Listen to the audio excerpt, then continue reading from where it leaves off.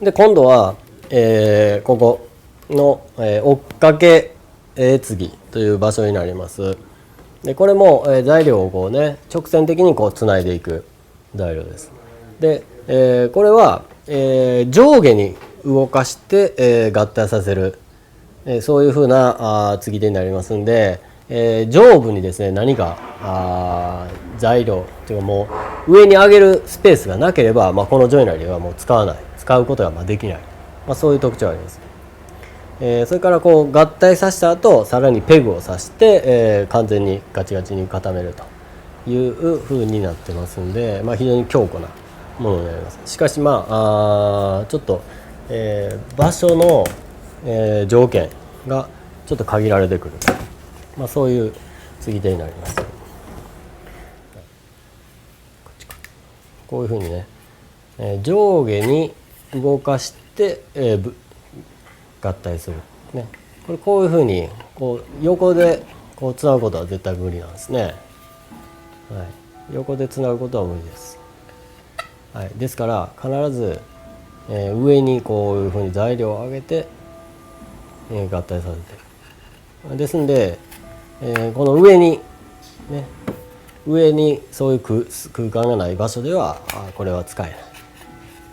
でもちろんですね下でこういうふうに合体させて、上に持っていくと、上に持っていくっていうことは、今やったらクレーンありますので可能ですけれども、基本的には分解してですね、軽い状態で、高いところに持っていってそして合体させるという、そういう作業になりますので、はい、そういう、どういうふうな条件があるかっていうのはいつも、頭に入れて、そのジョイナリーの選択っていうものをしていく必要があります。はい、でこれもここに柱の穴がありますんで、そこから幾分か、この場合やったら、この芯からですね芯から150ミリね、離したところで、この部分ねここからここまでが150ミリ、これ原寸でですね原寸で150ミリですね。離したところに、このかき取りの部分があると、ここは150、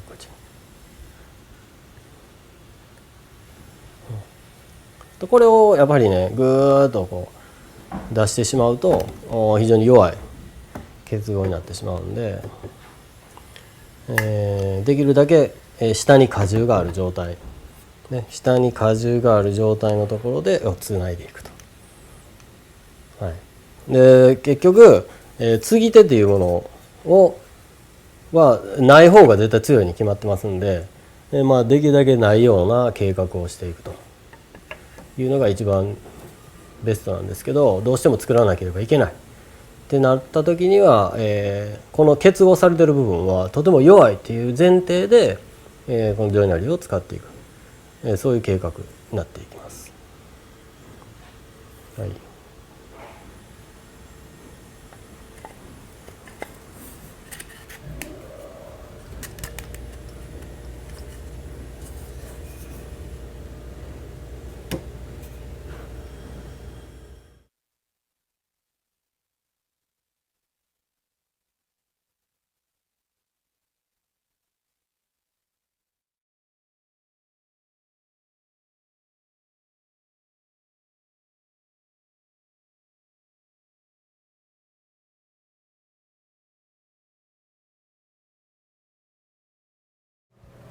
Hello, this is Takami of Suikosha.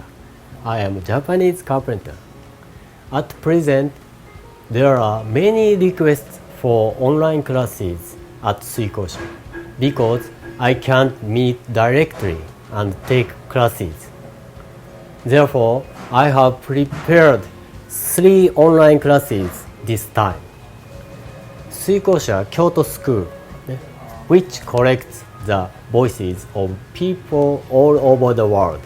was built using many popular journalists. So at first, I want to share the type, location, function, and role of these journalists. Second, I will explain how to mark the line of Kanawatsugi that is popular among those journalists. Third, I will explain how to design and construction process and assembly using a 1/5 scale model.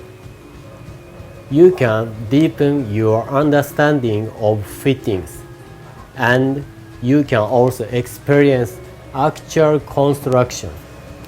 For more information, please read the text. I look forward to meeting you in the online class. Okay. This is Kanawatsugi.